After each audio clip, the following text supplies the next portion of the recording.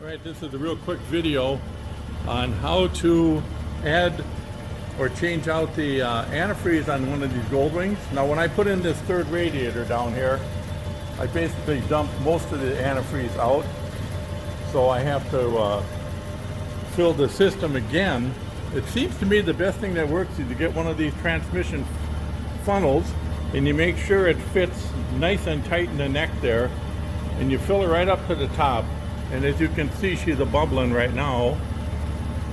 And it's been running for about 10 minutes and we're almost at midway there. It'll kind of sit this way and just bubble away until the fans kick in. Once the fans kick in, then you know the thermostat is open and the level will start to drop pretty good.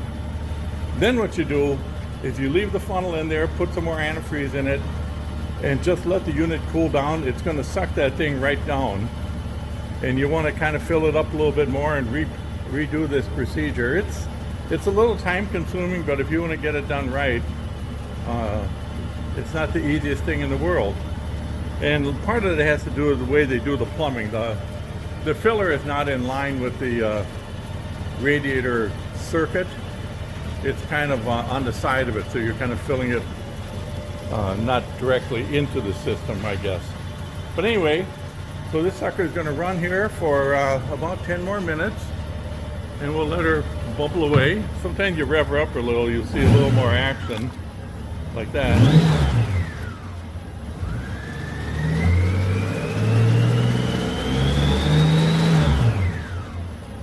So it's getting ready here to go.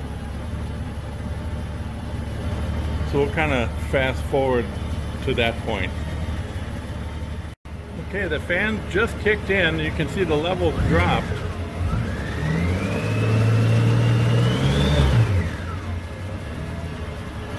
And if I touch this radiator, now she's getting warm.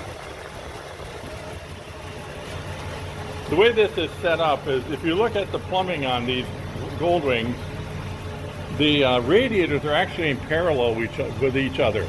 So when I put in the third radiator, the other radiator is probably full right now, but this side here, these two radiators are in series. So I'm basically flushing the right side here. The left side is already blowing warm air, and the fan's just kicked off. And you can see the levels really dropped. And this is why I say, you know, let it cool down. Yeah, the radiator is warm, but it's not hot. So it's going to be a little bit yet before this thing gets fully filled. Okay, I let it cool all the way down, and you can see it's just an inch above the filler neck. And I had it full to about, that line right there.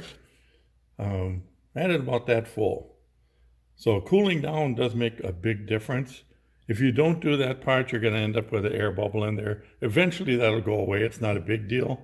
But this verified that it does get full. And alongside with that, you know, you got to fill the overflow bottle, which is on the other side there. So just do those couple things and you'll be good to go.